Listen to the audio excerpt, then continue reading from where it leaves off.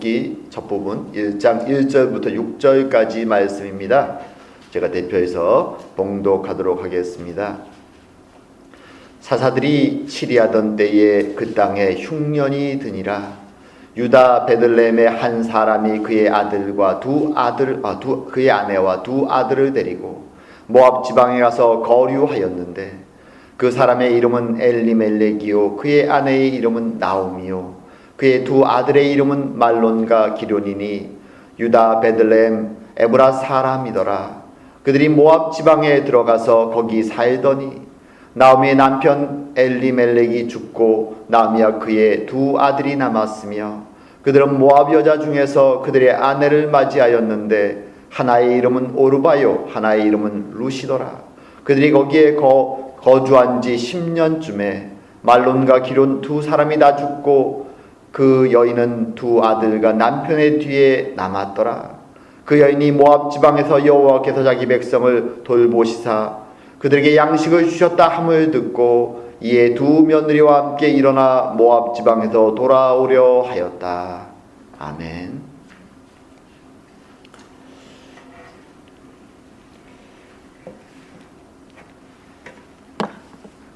자, 저희들은 캐나다에 다 이민을 와서 이제 정착해 살아가고 있습니다. 저희들이 한국에서 이렇게 먼 캐나다까지 이민을 와서 지금 여기 정착해 살게 된 데는 뭐 여러 가지 이유가 있겠지만 대부분의 사람들의 마음속에는 보다 나은 삶을, 보다 행복한 삶을 살기 위해서 왔다는 공통점이 있습니다.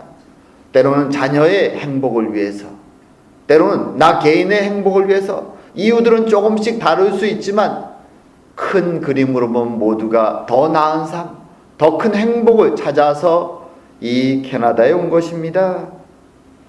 하지만 막상 와서 살아보면 이국 땅에서의 삶이라는 것이 결코 쉽지 않다는 것을 알게 됩니다. 그래서 만약 한국에, 고국에 계속 살았다면 전혀 하려고 시도조차 하지 않을 그런 힘들고 어려운 일도 이 이국 땅에서는 그저 살아남기 위해서 열심히 우리는 행하고 오늘날까지 살아왔습니다. 그것이 이민자의 삶이지요. 쉽지 않습니다.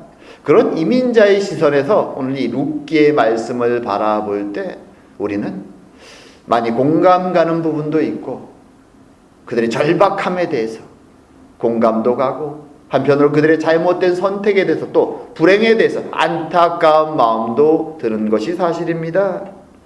그래서 오늘은 우리의 시선에서 이 룻기의 앞부분을 보면서 그 가족의 어려움이 도대체 어떤 느낌인지 어떤 의미인지 또 하나님은 그들을 왜 그렇게 다루시는지 함께 고민하고 하나님 우리에게 주신 메시지가 무엇인지 살펴보는 시간을 갖기 원합니다. 자, 오늘 본문에 등장하는 첫 번째 배경은 이스라엘 땅 유다 베들레헴입니다. 베들레헴, 우리가 잘 아는 지명이죠. 예수님이 태어난 유다 지파 사람들의 고향. 물론 많은 도시가 있죠. 하지만 예수님의 조상들이 살았던 고향 베들레헴, 이곳이 이 이야기의 출발점입니다. 그리고 시대는 사사기가 배경이 되는 시대죠. 사사기. 자, 근데 그 땅에 오늘 본문에 보게 되면 가뭄이 들었습니다. 먹을 것이 없습니다. 그래서 그곳에 살았던 많은 사람들이 어려움을 겪는데 그 중에 한 가정, 엘리멜렉이라고 하는 가장과 나오미라고 하는 아내, 그리고 기론과 말론이라고 하는 두 아들, 이 4명으로 이루어진 이 가족은 결단을 하죠. 도저히 이곳에서는 우리가 살아갈 수 없겠다. 가뭄이 너무 심하다. 좀 더 풍족한 삶을 위해서 우리는 고향을 떠나서 새로운 곳으로 이주하자. 그런 결정을 내리게 됩니다. 그리고 그들이 이주한 것이 모압 땅이었죠. 그렇게 멀지도 않습니다. 요단강을 건너서 조금 가면은 모압 땅이 나옵니다. 자, 그런데 우리가 알고 있듯이 이 이주는 해피엔딩으로 끝나지 않습니다. 모압 땅으로 간 그들은 희망을 가지고 소망을 가지고 행복을 찾아 떠났지만 그들의 삶은 불행으로 끝납니다. 그리고 이제 1장 후반부에 가게 되면 혼자 남은 이 4명의 가족 중에 혼자 남은 나오미는 자신들의 이주의 실패의 원인을 계속 반복해서 말합니다. 그 실패의 원인은 무엇인가 하면 자신들이 하나님 앞에 잘못을 범했고 하나님이 그것을 징계하셨기 때문이다 라고 나오미는 반복해서 고통 속에 그 고백을 합니다. 자, 여기서 저희들이 한번 생각해 보기 원합니다. 도대체 이 이주가 유다 베들레헴에서부터 모압으로 갔든 굶어 죽지 않기 위해서 너무 배고파서 이주했던 이 이주에 도대체 어떤 부분이 하나님 앞에서 잘못된 것이었을까요? 사실 인류의 역사를 보게 되면, 역사를 공부하다 보면 민족의 대이동이라는 것이 역사에 자주 등장합니다. 유럽의 역사에도 등장하고 고대사에도 등장하고, 어떤 면에서 우리 한국 민족도 북쪽에서 이주해 왔죠. 이 민족 대이동이라는 그 원인을 찾아보면 여러 가지 원인이 있는데, 물론 뭐 전쟁이나 외세의 핍박도 있지만 그 중에 가장 중요한 원인 중에 하나는 뭐냐면 가뭄과 기근입니다. 먹을 것이 없어서 사람들이 이주를 합니다. 생존을 위해서. 실제로 캐나다나 미국에 온 많은 사람들은 유럽에 기근이 들어서 감자가 없어서 먹을 것이 없어서 이주해 온 사람들도 굉장히 많습니다. 캐나다와 미국의 이주 역사에 보면 그 가뭄이라는 것이 생존을 위한 이주가 굉장히 중요한 원인 중에 하나죠. 그렇게 볼 때, 인류의 역사를 통해서 볼 때 누구나 배고프면 먹을 것 찾아 옮겨갑니다. 그럼 이 엘레멜렉 가족의 이주도 당연히 그럴 수 있다라고 우리가 생각할 수 있는데, 왜 나오미는 이런 자신들의 이주가 하나님 앞에서 잘못된 것이었구나, 그리고 하나님이 그것 때문에 자신들을 징계하셨구나 라고 고백하고 있을까요? 여기는 몇 가지 원인이 있습니다. 대표적으로 두 가지, 그들이 이주 과정에서 두 가지 큰 잘못이 발견되는데, 첫 번째는 그들의 이 이주가 하나님의 뜻, 마지막 약속의 땅에서 머물러 있다는 하나님의 뜻과 율법을 어긴 것이었다는 사실이죠. 물론 누구나 힘들면 더 나은 삶을 찾아 이주할 수 있습니다. 하지만 이스라엘의 역사는 다른 민족들과 좀 달랐습니다. 하나님이 그들의 조상 아브라함을 선택해서 이주해서 가나안 땅으로 옮기신 이유는 그 땅에 하나님의 말씀과 진리를 따라 하나님의 영광을 드러낸, 세상 가운데 진리를 드러낼 특별한 나라를 세우시기 위한 선택이었죠. 그래서 그 땅을 약속의 땅이라고 부릅니다. 그것 때문에 애굽에 내려갔던 이스라엘 백성들을 다시 불러서 출애굽시키시고 말씀을 주시고 약속을 주시고, 절대로 다른 민족들과 섞이지 말고 오직 하나님의 진리를 드러낼 나라를 이 땅에 세워야 된다, 하나님이 거듭해서 말씀하셨던 것입니다. 그런데 엘리멜렉 가족은 그 약속의 땅을 떠났던 것입니다. 물론 우리는 질문할 수 있죠. 아니, 축복을 약속하신 하나님이 왜 기근과 어려움을 그 민족에게 그 약속의 땅에 주신 것입니까? 먹고 살기 위해서 어쩔 수 없었던 것 아닙니까? 라고 우리는 하나님 앞에 반문할 수 있습니다. 하지만 우리는 이 시대 배경을 잘 살펴보는 것이 필요합니다. 이때는 사사기였죠. 사사기는 성경에서 가장 어두운 시절이라고 우리가 말합니다. 한마디로 소견에 오른 대로 살았던 시절, 하나님의 뜻을 생각하지 않고 자신들의 욕망을 따라 살았던 시대가 사사기였죠. 그리고 하나님은 언약적 축복과 저주의 율법에 따라서 그들에게 징계를 내리셨습니다. 징계는 두 가지로 찾아오죠. 하나는 외부의 세력을 통해서 이스라엘에게 벌을 내리시죠. 또 하나는 그 땅의 기근과 어려움을 통해서 벌을 내리십니다. 말하자면 베들레헴의 유다 땅에 찾아온 기근은 타락한 이스라엘에 대한 하나님의 징계였습니다. 그렇다면 어떤 것이 합당한 자세일까요? 그 징계 앞에서 회개하고 마음을 돌이키고 하나님 앞에 다시 바른 자세로 섬기는 것이 하나님 백성의 자세여야 되지만 엘리멜렉 가족은 회개가 아니라 도리어 그들은 마음을 회피 쪽으로 하나님의 뜻을 회피하고 자신의 욕망을 따라가는 것을 선택합니다. 그리고 이방 땅, 이방 신을 섬기는 모압 땅으로 옮겨간 것입니다. 때로 우리는 이런 자세를 사실 삶을 통해 취할 때가 있죠. 하나님의 뜻이 무엇인지 압니다. 하지만 그것을 못 들은 척 회피하고 자신의 욕망을 따라 걸어갈 때가 있습니다. 이 가족도 그렇게 하나님의 뜻을 회피하고 이곳으로 온 것이죠. 그리고 그들의 가족의 두 번째 잘못은 무엇인가 하면 이렇게 희망을 가지고 모압 땅에 왔지만 그들의 가족에게는 불행이 닥치죠. 가장 아버지 엘리멜렉이 죽습니다. 이유는 모릅니다, 우리가. 하지만 그의 죽음이 찾아옵니다. 그리고 죽음이 왔을 때 이 가족은 고민하죠. 어떻게 해야 될 것인가? 아버지가 죽었는데, 가장이 죽었는데 다시 고향으로 돌아가야 될 것인가? 아니면 계속 여기서 정착해야 될 것인가? 그 선택의 기로에서 이 가족은 정착을 할 것을 결정합니다. 그리고 이제 장성한 두 아들이 모압 여자들을 아내로 얻어서 결혼합니다. 어머니 나오미와 두 아들이 거기에 뜻을 모은 것이죠. 하나님께로 돌아갈 그것을 결정하는 것이 아니라 이 땅에, 이방의 땅에, 이방신의 땅에 어떻게든 그 사람들과 연줄을 만들어서 생존해야 되기 때문에 그들은 정착을 위해서 결혼을 결심합니다. 물론 우리는 그렇게 얘기할 수 있죠. 룻이 나중에 믿음의 사람이 되지 않습니까? 사실 예수님의 족보에도 이 룻과 연결되는 족보에도 이방 여인들의 이름이 등장하죠. 다말도 등장하고 라합도 등장합니다. 하지만 여기서 차이는 뭔가 하면 이 여인들은 이방인이지만 유대인으로 들어온 여인들이죠. 하나님의 섭리와 은혜 가운데 그들의 과거는 묻지 않고 그들이 유대인으로 들어와서 하나님 백성이 된 것입니다. 하지만 지금 나오미와 그의 두 아이들은 이방신을 섬기는 모압 땅에 살아가죠.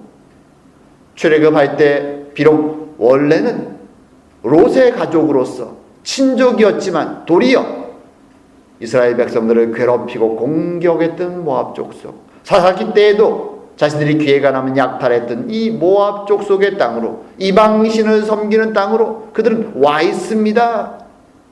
그리고 그 이방인들과 손을 잡기 위해서 결혼을 하는 것이죠. 그들의 도움을 얻고 생존해 나가기 위해서 말입니다. 시간이 더 지난다면 그들은 이제 유대인의 정체성, 이스라엘 사람들의 정체성을 완전히 상실하고 아마 모압 사람으로 살아가게 될 것입니다.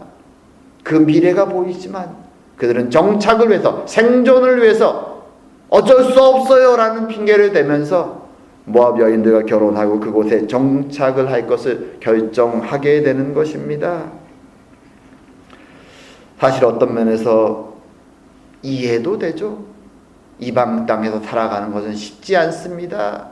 눈에 보이는 현실이 너무 어렵습니다. 그들이 선택할 수 있는 선택은, 지금 눈에 보이는 현실은 결혼이 어떤 면에서 최선의 선택일 수 있습니다. 하지만 안타까운 것은 그 선택의 순간에 그들은 하나님을 바라보지 않고 있다는 것이죠. 현실만을 바라보고 있다는 것이 안타까운 것입니다. 그렇게 현실에 선택을 하고 이제 시간이 흘러갑니다. 그들은 뭔가 번영과 나은 삶을 기대하고 왔고 그렇게 선택을 해 살아가지만 그 결과는 참담합니다. 두 아들이 동시에 죽은 것인지 아니면 몇 년 시간을 두고 죽은 것인지 우리는 알 수 없지만 두 아들이 그만 다 죽고 맙니다. 아마도 병으로 죽은 것 같습니다. 왜냐하면 그들의 이름이, 사실 이름이라는 것은 어떤 면에서 그 사람의 삶을 상징합니다. 그래서 성경에 가끔 이름들은 그것이 나중에 붙여지는 이름도 있습니다. 말론이나 기론이라는 이름의 이름들은 의미가 병약함, 연약함 이런 의미들을 지니고 있습니다. 처음부터 그런 이름을 주었을 리는 없죠. 하지만 어찌되었건 이 이름들은 우리에게 암시하는 것이죠. 이 아들들이 결국은 그렇게 병약하게 살다가 죽어갔음을 보여줍니다. 나오미의 소망이었던 아들들이 죽어버리죠. 과부로서 이젠 아들도 없이 혼자 남겨집니다. 2명의 모압 며느리들과 함께 말이죠. 희망과 행복을 꿈꾸며왔지만 그녀에게 펼쳐진 인생은 절망이죠. 안타까운 일입니다. 이방 땅에서 홀로 남겨졌을 때 나오미의 마음이 어떨까요? 이건 희망이 도저히 보이지 않습니다. 어떤 희망도 없죠. 과부는 정말로 살기 힘든 것이 고대의 배경입니다. 남자가 없이 돈을 벌 수도 없습니다. 근데 나이도 먹었고 이미 시간은 10여 년이 훌쩍 지났습니다. 점점 노년의 나이에 접어드는 홀로 남은 나오미의 마음은 무너집니다. 하지만 이 절망의 순간에 그녀의 마음속에 찾아온 것이 한 가지 있습니다. 그것은 그동안은 회피하고 바라보지 않으려고 했던 하나님을 바라보기 시작하는 것이죠. 그리고 자신의 인생을 돌아봅니다. 하나님 앞에서 도대체 어디서부터 문제였던가? 왜 나의 삶이 지금 이렇게 비참하게 되었는가?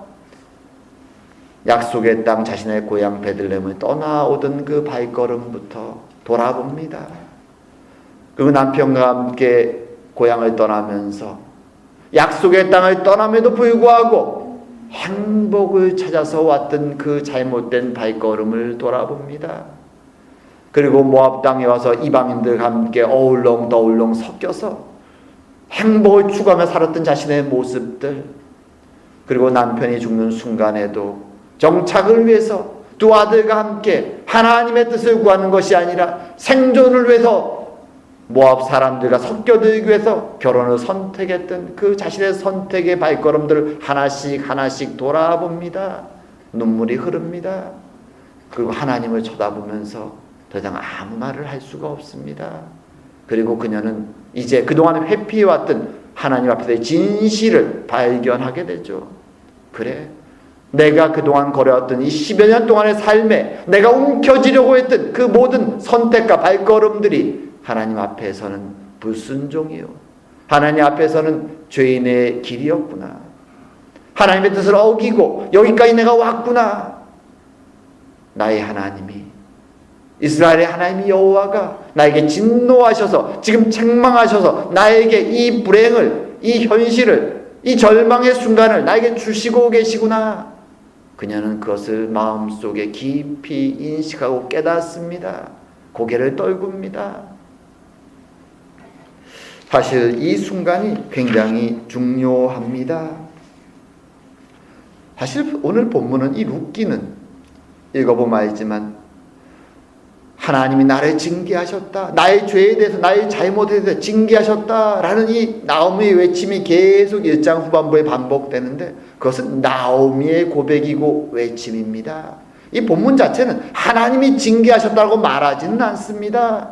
사실 우리의 불행도 마찬가지죠. 삶을 살다 보면 우리는 행복하고 럭키한 순간들도 있지만 불행한 일이 벌어질 때도 많이 있습니다. 그 순간에 하나님 나를 벌하시나, 내가 잘못했나 라고 돌아보기도 하지만 사실 모든 순간이 하나님이 그렇게 우리에게 책망하시고 바로바로 벌을 주시지는 않습니다. 하나님이 주실 수도 있고 아닐 수도 있습니다. 나오미도 마찬가지죠. 나오미가 지금 겪고 있는 남편의 죽음과 두 아들의 죽음이 그저 그들이 몸이 약해서 자연스럽게 일어난 일일 수도 있습니다. 하지만 중요한 것은 그 사건을 계기로 나오미가 그동안 회피해왔던 하나님을 향하여 고개를 들었다는 것입니다. 그리고 자신의 잘못된 걸음을 돌아보게 되었다는 것이죠.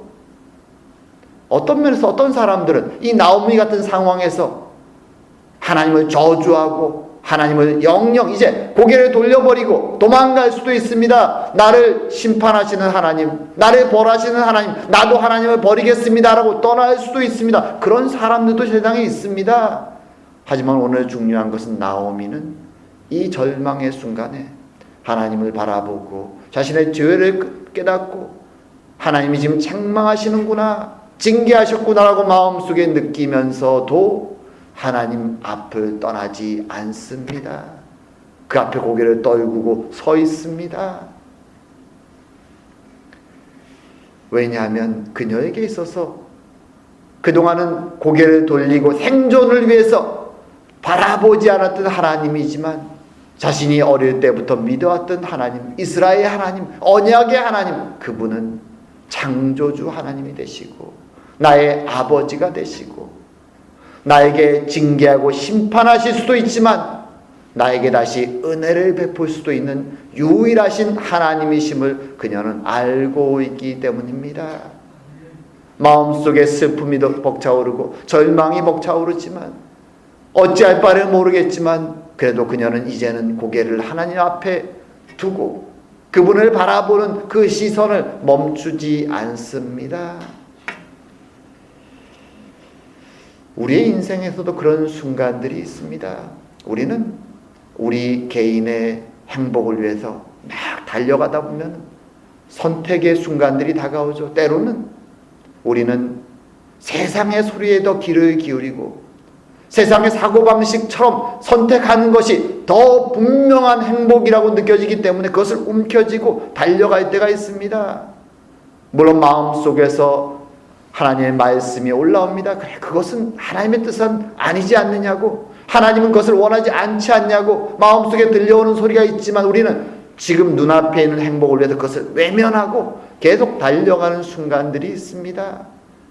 하지만 그런 인생 가운데 우리를 멈추게 하는 순간이 찾아옵니다. 오늘 나오미처럼 더 이상 나아갈 수 없는 절벽이 눈앞에 딱 벌어지는 순간이 있죠. 그 순간에 중요한 것은 하나님 앞으로 고개를 돌리고 하나님 앞에서 나의 모습을 다시 한번 돌아보는 것이 필요합니다.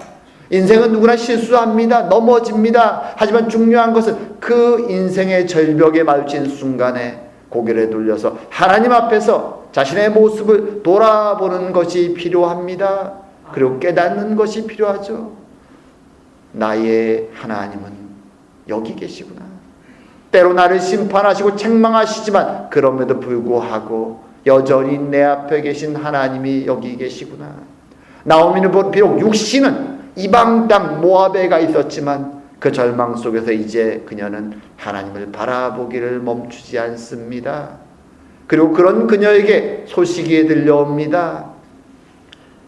이제 유다 땅에 가뭄이 들어서 먹을 것이 다 비어버렸던 그 땅, 베들레헴의 이름이 뜻이 무엇인지 아십니까? 떡집 또는 빵집이죠. 이 영어로 말하면 빵집. 빵이 넘쳐나는 원래 풍요했던 땅이라는 의미죠. 하지만 그것이 비어버려서 먹을 것이 없어 떠나왔는데 하나님의 은혜가 그곳에 다시 임해서 풍요롭게 먹을 것이 생겼다는 소문이 들립니다. 절망 속에서 하나님 앞에 서 있던 그녀에게 이 소리는 다시 돌아오라는 하나님의 부르심으로 들립니다. 다른 곳에 더 이상 소망을 둘 수 없기에 유일하신 하나님의 은혜가 다시 자신을 부르고 있음을 그녀는 깨닫고 이제 일어나서 고향으로 돌아갈 준비를 하게 되는 것입니다. 이 룻기는 바로 그 여인, 모든 것을 잃어버렸지만 다시 하나님의 은혜를 찾아 돌아서는 여인의 회복의 이야기를 그래서 담고 있습니다. 그리고 이 이야기를 통해서 오늘 본문은 우리에게도 말하죠. 우리의 삶의 모습을, 우리에게 행운이 다가오든 불행이 다가오든 어느 순간이든 우리의 인생이 멈춰지는 순간에 우리는 멈춰서서 우리 앞에 계신 하나님을 바라보고 나의 인생을 그분 앞에서 돌아보며 그분의 은혜를 바라보고 그분과 함께 걸어가야 된다라고 말해주는 것입니다. 그것만이 유일한 생명의 길임을 깨달아야 된다고 말씀해 주는 것입니다. 이제 말씀을 정리할까 합니다. 오늘 본문에서 하나님의 백성들이었던 엘리멜렉 가족은 기근과 어려움이 닥치자 세상적인 시선으로 이제 자신들의 행복을 찾아서 고향을 떠나고 약속의 땅을 떠나고 이방 땅 모압으로 넘어갑니다. 행복을 찾아왔지만 그 가족에게는 불행이 닥치죠. 남편과 두 아들이 차례대로 다 죽고 나오미는 홀로 남겨집니다. 모든 것을 잃었습니다. 이제 노년이 되어서 본인의 힘으로 할 수 있는 것이 없습니다. 하지만 그 순간 그녀는 자신이 떠나왔든 알고 있지만 외면해왔든 자신의 욕망을 위해서 귀를 가려왔든 그 하나님 앞에 고개를 돌리고 하나님을 쳐다봅니다. 그리고 하나님 앞에서 자신의 인생을 다시 정리하고 돌아봅니다. 그리고 회개의 눈물을 흘리고 자신을 책망하시는 하나님, 그 하나님 앞에 무릎을 꿇습니다. 한편으로는 하나님 앞에 원망도 올라옵니다. 절망도 올라옵니다. 낙담도 됩니다. 그럼에도 불구하고 하나님을 떠나지 않습니다. 왜냐하면 그분만이 유일한 소망임을, 언약의 하나님이요 사랑의 하나님이심을, 그분의 은혜를 알고 있기 때문입니다. 그리고 그분이 이제 그녀에게 은혜의 손을 펼칠 때 그녀는 일어나, 다시 일어나 하나님께로 돌아가는 발걸음을 시작합니다. 그것이 신앙인의 삶입니다. 때로 우리의 욕망 때문에 하나님의 음성을 외면하고 세상을 달려갈 때도 있습니다. 신앙의 길을 좀 벗어나서 방황할 때도 있습니다. 넘어질 수도 있습니다. 하지만 하나님은 그 순간에도 우리를 떠나지 아니하시고 우리를 지켜보고 계시다는 것을 우리는 기억해야 합니다. 그리고 일어나 이제 우리를 기다리시는 그분을 향해 걸어가는, 그분의 손을 붙잡고 인생의 길을 걸어가는 저와 여러분이 되어야 될 것입니다. 참으로 우리의 인생 가운데 그런 은혜가 넘치기를 주의 이름으로 축원드립니다. 기도드리겠습니다. 사랑과 은혜의 하나님 아버지, 오늘 본문 가운데 하나님을 떠나서 방황하며 어려움을 경험하는 나오미의 가족의 이야기를 들려주시니 감사드립니다. 나오미의 인생처럼 우리의 인생도 때로는 나의 욕망 때문에, 나의 욕심 때문에 하나님의 음성을 외면하고 세상 사람처럼 달려가던 순간들이 있음을 고백드립니다. 주님, 하오나 그럼에도 불구하고 우리의 손을 놓지 아니하시는 그 하나님의 은혜를 기억하게 하여 주시옵소서. 나오미에게 손을 내미신 그 하나님을 바라보며 우리도 그 하나님이 나와 함께 동행하고 계심을 다시 한번 돌아보고 감사하며 우리의 인생 이 땅에서의 끝순간까지 주님과 함께 걸어가는, 그리고 주님의 은혜 가운데 살아가는 저희가 다 될 수 있도록 주님 축복하여 주시옵소서. 오늘도 함께 하심을 감사드리오며 모든 말씀 예수님 이름으로 기도드립니다. 아멘.